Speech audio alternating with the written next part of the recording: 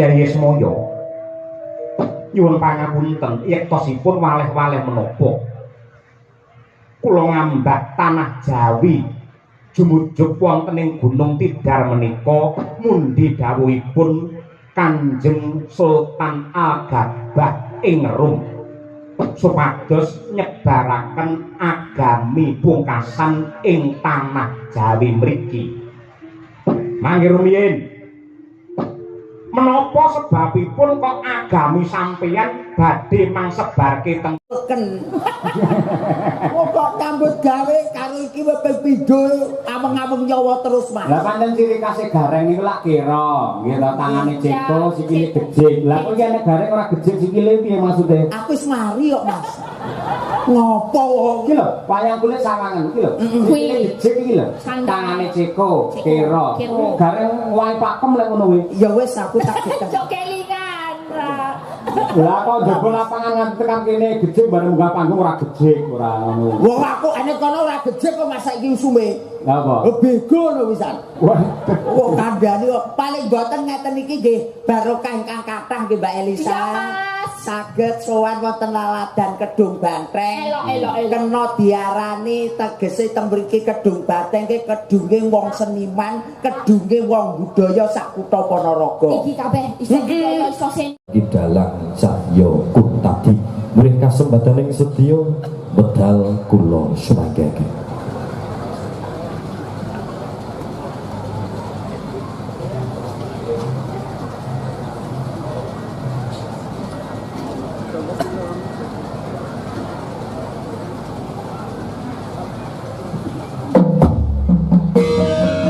Kapurwakan bismillahirrahmanirrahim.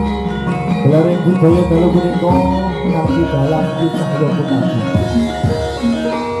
Matur sembah nuwun nggih panjenenganipun Bapak Haji Karsono Ki Bobo Demang kasambut hangaturaken nggih para tamu bil mekaten menggah ronjane adicara kalenggahan dalu punika sumangga langkung rumiyin adicara katutup sarengan kanthi wasahan dalah alhamdulillahirabbil alamin. Sisih kula minangka pengendali wara ndherekaken kalenggahan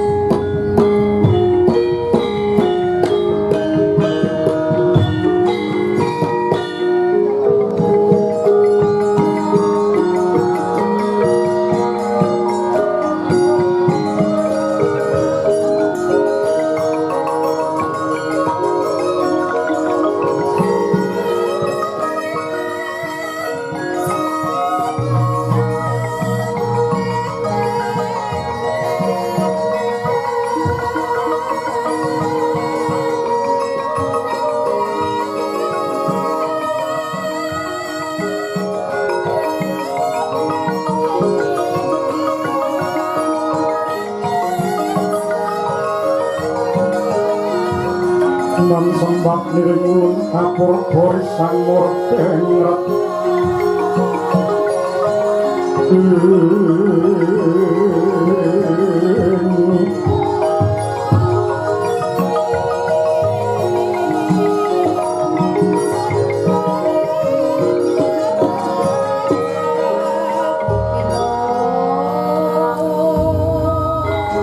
sahanane kang yang kanang sing kasih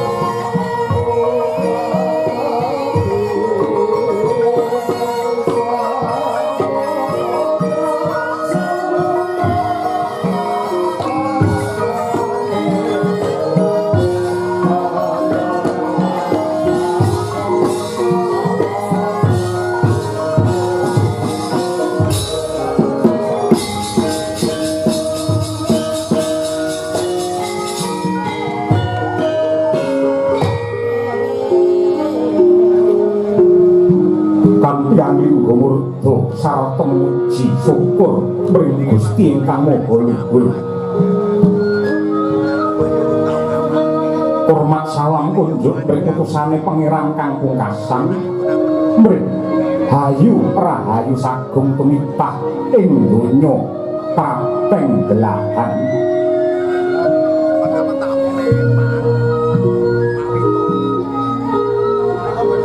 Marbuka piwaraning kandha hanenggih ingkang mapan wonten pucuking Gunung Tidar. Haneng pucuking Gunung Tidar yekti dumunung haneng tengahing pulo Jawa.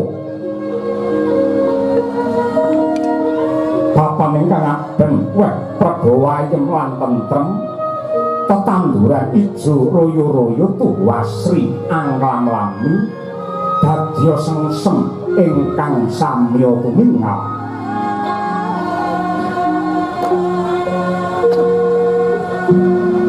Kawimbuhan sendang ingkang dakwening tirtane mili mring pesaginan lan pategalan saperangan banyu tinalan mali pancuran pring ginarya sesuci sarana manembah mring Gusti ingkang Maha Suci.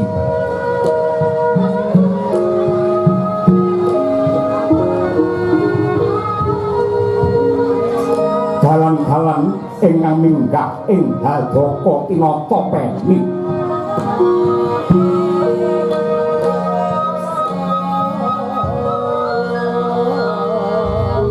Renenggo ing daing dilating ingkang anggantung sak margi-margi mila nadyan wanci ratri malah katon biar weh rasa bingar.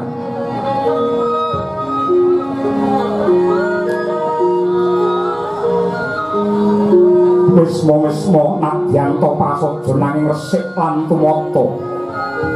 Dasare para kawula samya guyub rukun samak sinamadan daya dinayan.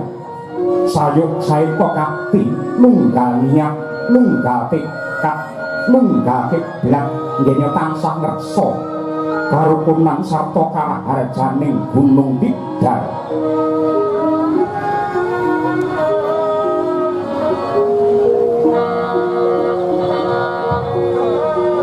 Ing mangsa tandur para kawula sami tabri nggih ngulas siti. Dene wanci panen sami muji syukur mring Ilahi kanthi anggelar budaya seni ingkang ngreseki ati kang tetela dadi punjering jati diri.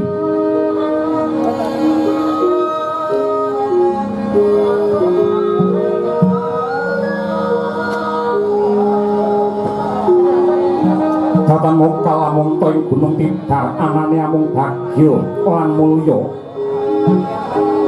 Hawit kaprabawan unggahira sang pamong tanah Jawa.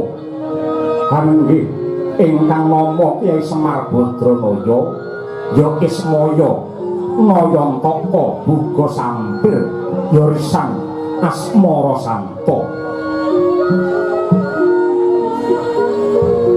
Kyai Semar ingkang satu sengsem marang barang samar datan amung tata lair parandene landheping rasa batin ingkang tansah den persudi.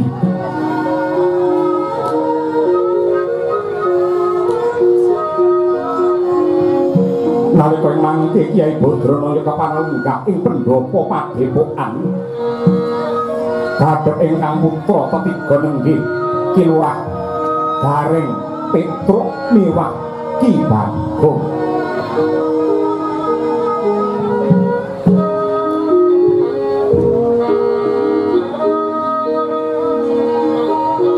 Dereng ngantos sang Badranaya kaparengan dar pangandika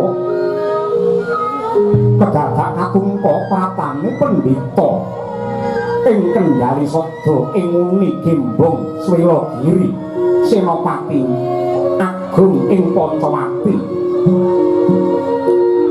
Hanggih ingkang apaparak Resi Anoman ya Risang Sembana ya Maruti. Mangkono Resi Anoman sigra manembah manuswa padha angaji-aji marang nenggih Kyai Semar Badranaya.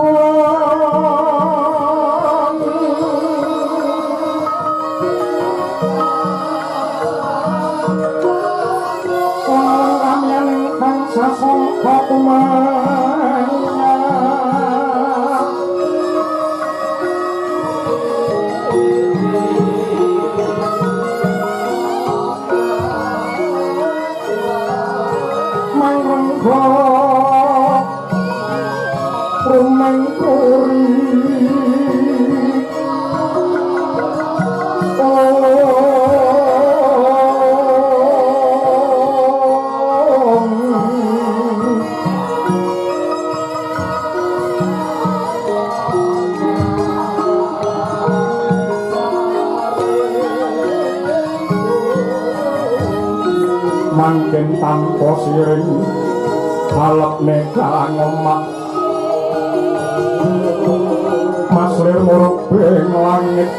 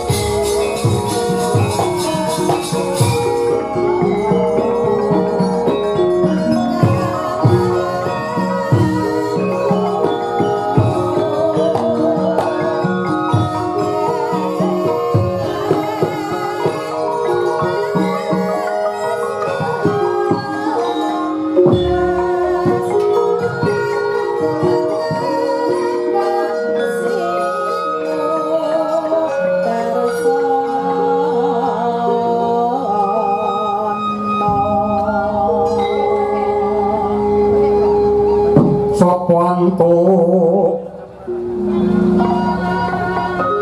Bahyuning Allah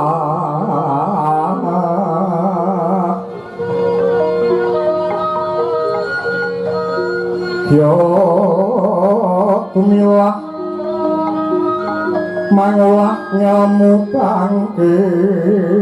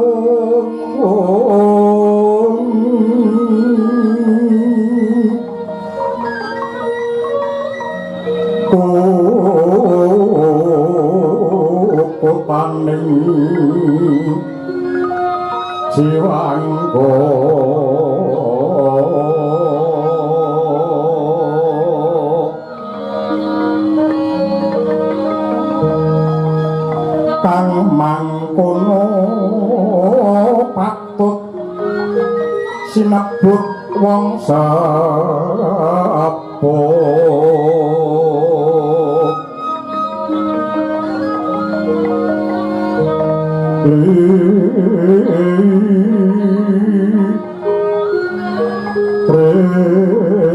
sepuh sepi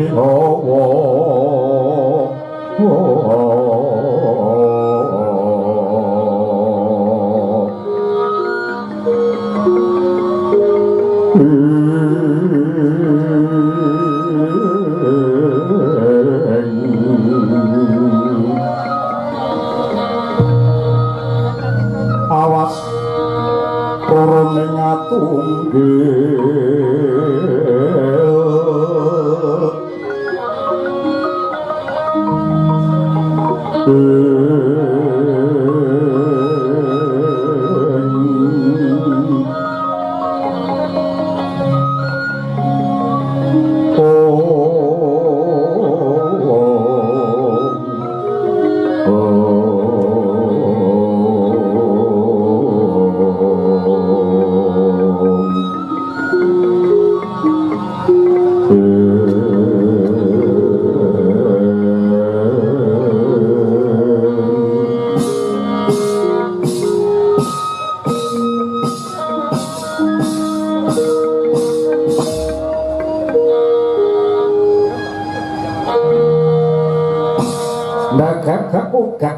satu lito melai layak to layak penjak inggan terjaguni dotarung jebur palungguan iki padepokan kuing Gunung Tidar kerawan pendhita pepatingan sing biyen nate dadi senopati ingkang linuwih Pendhita Kendali Sada Senggono Anoman padha winantu Basuki anggenmu Prapta Maruti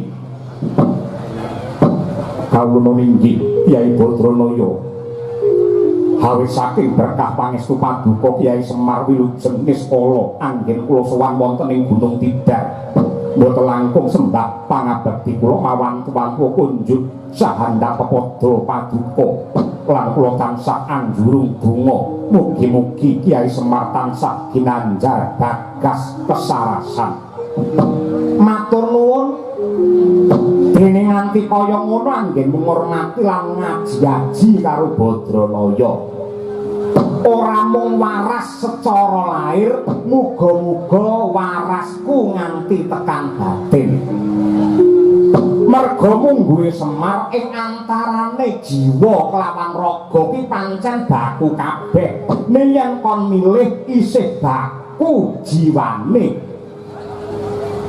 nadyan to upamane wujudmu mung rewanda sita kabeh ngerti lamun to Anoman kuwi kethek yang wujudmu kuwi kethek gandeng budi pekertimu ki apik sajroning ragamu ana atimu ki becik ora aneh ramokal kowe tansah kinurmat dening pepadaning umat mula wong ki aja sok tegiwang karo endahing gebyar tata lahir ning do edana karo babakan ingkang mapan ana batin merga nadyan kaya ngapa lan kepiye njaba karo jero kuwi tetep larang sing ning jero Contone kaya anakku Gareng kae, yen disawang jabane ora bejaji, mripate kira, tangane ceko, sikile gejik, angger ngangge beskap mesti kegeden. Yen nyiter paribasane blangkon ya padha kancane gandeng girong meksa digawe beda Gareng. Apa ana gira bintang tamu ya apa ana? Nadyan to Gareng iki sarwa cacat ning gandeng atine apik, atine resik, jerone kuwi luhur, ora neh ramukal. Darane Madukara sing jenenge Raden Arjuna tansah tresna marang si Gareng kuwi mau. Dadi njaba karo jero kuwi isih larang jero. Kono piye pendapatmu ngendikane Kakek Semar iki piye? Betul. Ya ngono kuwi, njaba karo jero yen kanggone Bagong aku condong aku rumaja karo ngendikane Bapak Semar isih larang jero. Contone. Conto sing enek nang kene sing gampang ditampa ae. Kowe nyawang sinden kae to? Iya. Sinden ki ngangge jarik. Jarik nggene ning njaba apa ning jero? Ya kena ning njaba. Lah ya regane jarik pira? Popole 200 nganti tekan 300. Saiki aku tak takon, jerone jarik apa entuk dituku 300? Yo ora oleh. Ora oleh, upamane oleh berarti wis bosok kuwi pisan. Ha iya. Lho, kuwi minangka bukti antarane njaba karo jero kuwi larang jero. Kaya awake dhewe ana kawan iki, ana weruh kawan kanca. Wujute kowe saka Semar lak kaya bulus. Gareng kaya tikus, kowe jan kaya mendo. Aku ya kaya ngene wujute. Nek gandeng setya bekti marang Bendara mligine para Pandhawa, mula rane ramu kaneng ndi awake dhewe tansah dicangking. Ngono lho. Iya, bener pancen kaya mengkono. Anoman padha becik anggenmu prapta senggana. Inggih menika Ki Gareng. Iya. Inggih wilujeng Niskala niring Sambikala. Ki Gareng lak nggih sami wilujeng tansah ginanjar bagas kewarasan.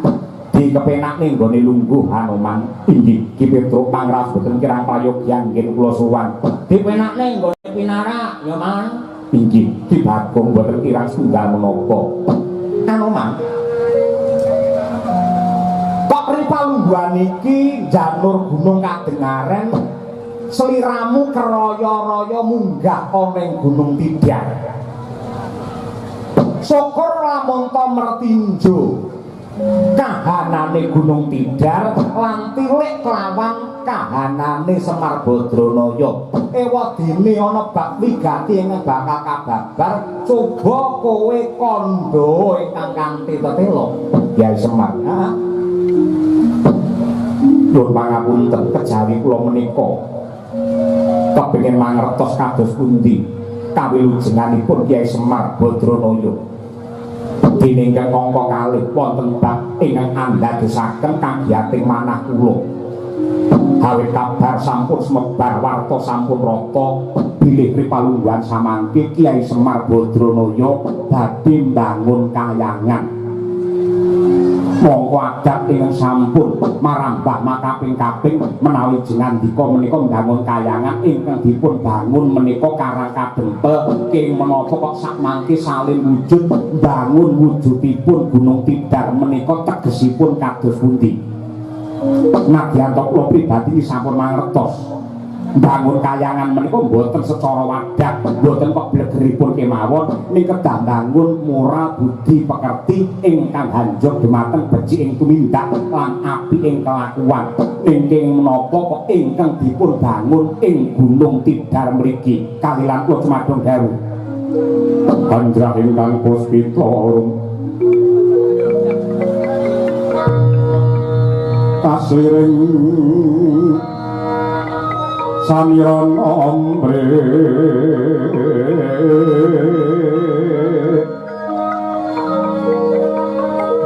kemak lipat lo jinawi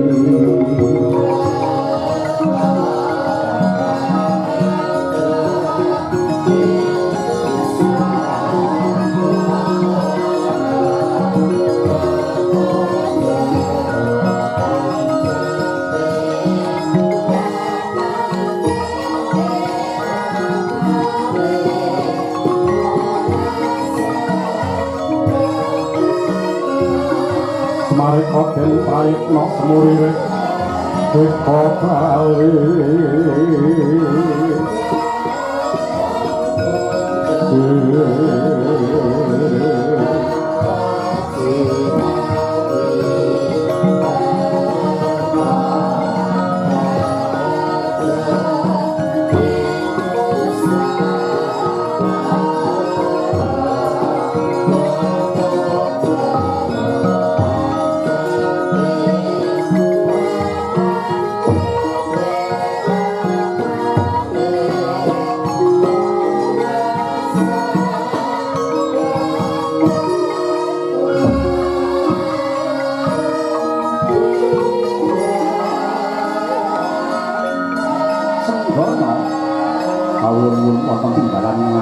Kyai Bodronoyo.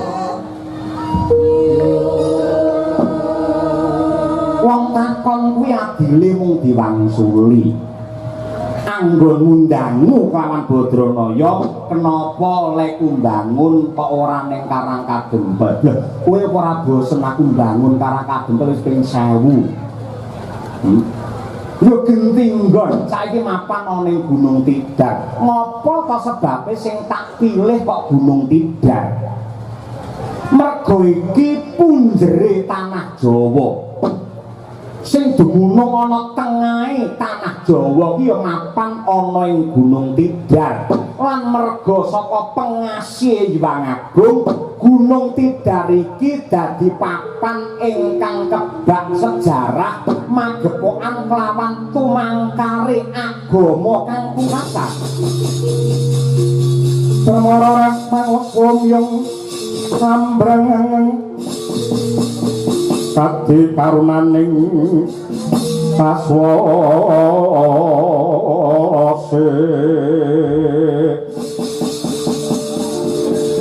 neng mereka memalakung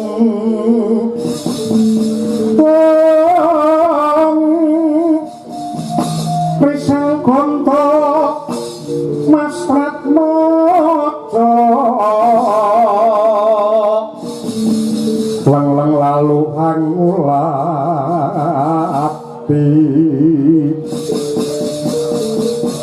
surya mangrang sang wayah kumyos samarawayan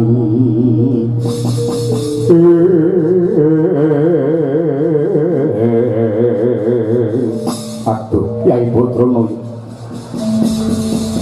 saya bingung rasing manah kulanggen kulanggerba yang dados pangandika paduka Gunung Tidar menika nemu sejarah ingkang agung tumrap tumangkaring agama pungkasan. Iya. Nah, men wijang men gamblang. Ripalungguhan iki tak critakake lelakone Semar nalika semana ketemu kelawan sing jenenge Syekh Subakir. Muga-muga cerita iki bisa dadi kaca Brenggala.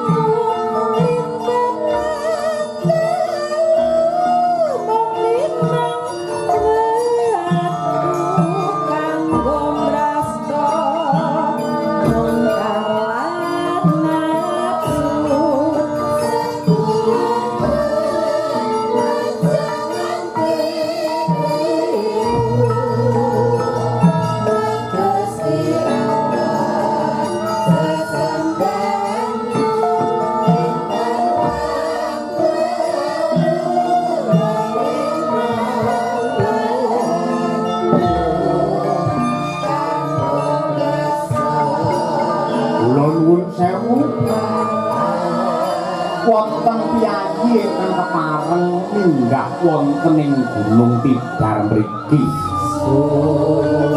Nitik saking ageman utawi busananipun menika sanes tiyang Jawi. Kaliyan kula pun Ismaya nderek tepang Gladi Wanuh jengandika menika sinten kisana? Nuwun sewu Kyai Ismaya.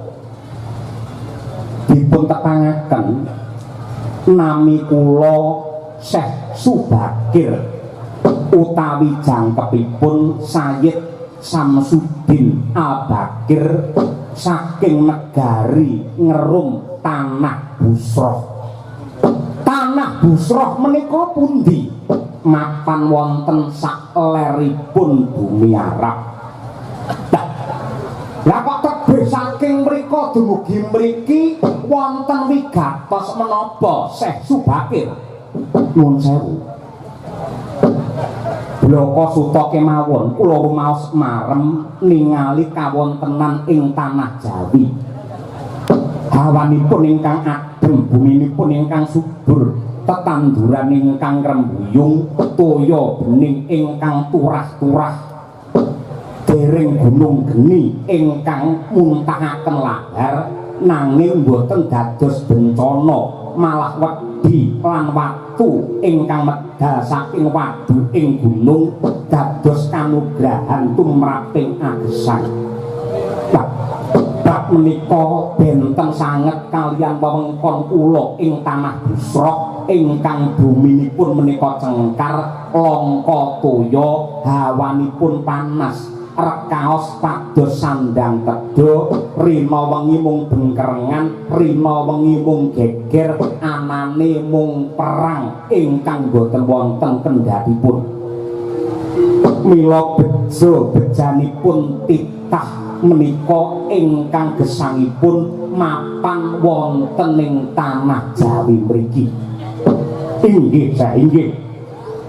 Laras ingkang dados dawuh dika mila rinten dalu para kawula ing Gunung Tidar mriki tansah kula dherekaken ngaturake panuwun sarta manembah kaliyan Gusti ingkang Maha Agung awit kamirahan kanugrahan ingkang sampun dipun paringaken.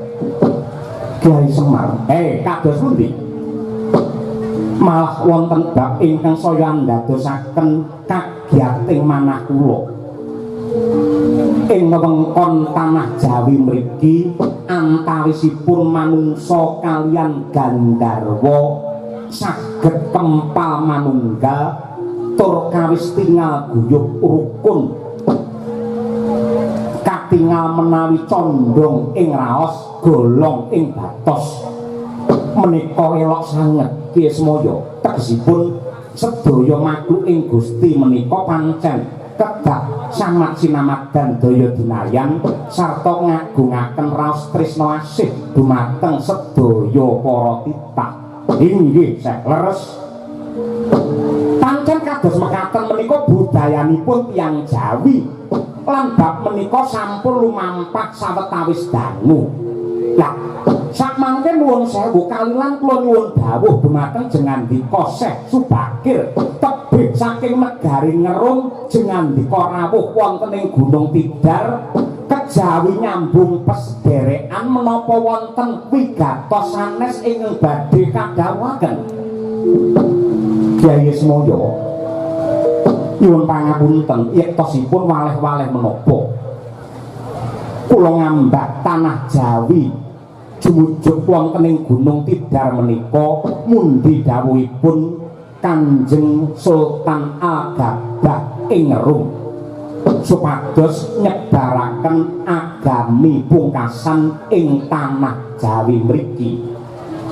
Mangke rumiyin menapa sebabipun kok agami sampeyan badhe mangsebarke teng mriki mongko tiyang mriki sampun anggadhahi tata cara manembah piyambak naminipun agami Kapitayan. Kapitayan menika agamane wong Jawa.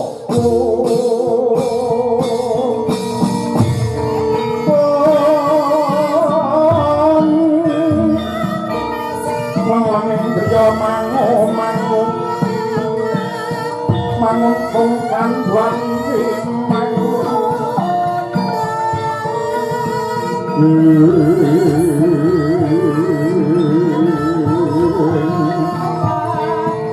leno tanpa kami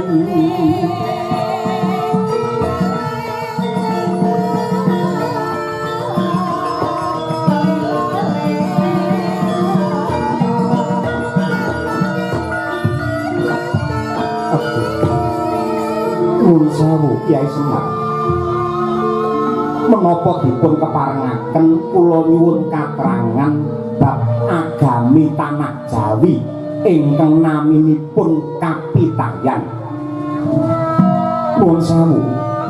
Kapitayan menika menapa lan cara manembah utawi sembahyangipun kados pundi Kyai? Sesu Bakir wonten baru. Wong Jawa niku sampun gadah kapitayan lan tata carane sungkem kaliyan Gusti. Papan sembahyangipun naminipun sanggar. Sinebut sanggar nglereke wanci dados langgar. Dene cacakane sembahyang menika dipun perang dados gangsal. Sapisan tulajeg menika tegesipun ngadeg utawi jumeneng kanthi tangan kalih dipun inggahaken pener nggen kuping lan ngrawuhaken ngagungaken asmanipun pangeran saklebeting raos pangraose menungsa. Dene rukun ingkang angka kalih nenggih swadikep sakuse pangeran tetunggalan kalian atine menungsa banjur tangan loro dipun papanaken ing dada pener nggen ati. Rukun ingkang angka 3 naminipun tungkul. Tungkul menika tegesipun bungkuk nyawang wonten ing bumi. Rukun ingkang angka 4 tulampak. Tulampak menika tegesipun lungguh timpuh. Dene ingkang angka gangsal ingkang pungkasan naminipun tondem. Tondem menika tegesipun patrape nemplekake bathuk wonten ing bumi lajeng ngluhuraken agunging Gusti ngandhapaken golongane menungsa utawi kaprahipun dipun sebut sujud.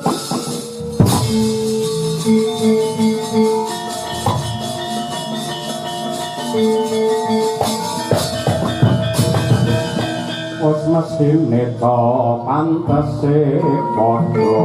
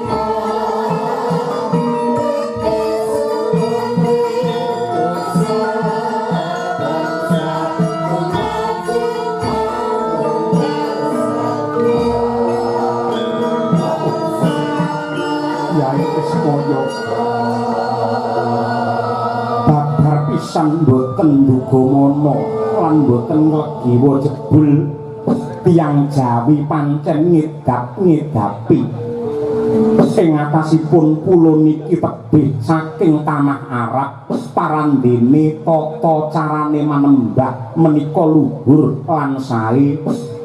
Kyai Semar sisan damel kula aturaken bilih tata caranipun manembah tumrap agami pungkasan kalian agami tanah Jawi nenggih kapitayan menika meh sami.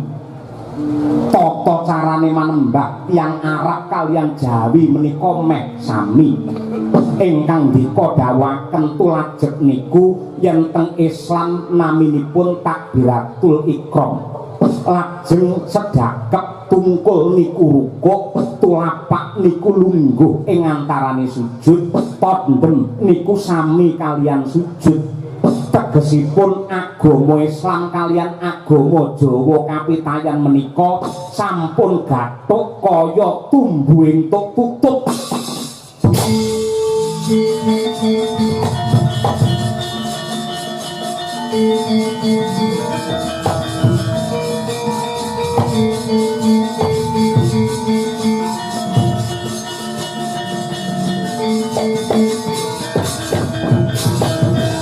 Raden Sayid ya tumandang mung lempung bang ingkang kinarya matri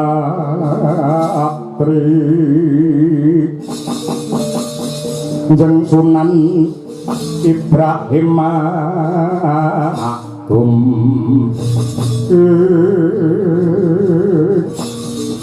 Eco nggih nyowi mbawacana menggih Kyai Semar Badranaya miwah Sang Syekh Subakir. Ora kaya ingkang krembyah mapan ana ing jaba sak gunung gedhe. Anggih menika ta warnane Gandharwa Kala Sekti ya Gandharwa Sambegana. Kuat ana wong tanah moncem lebu ing tanah Jawa. Mangkono andhing larak dumateng Syekh Subakir.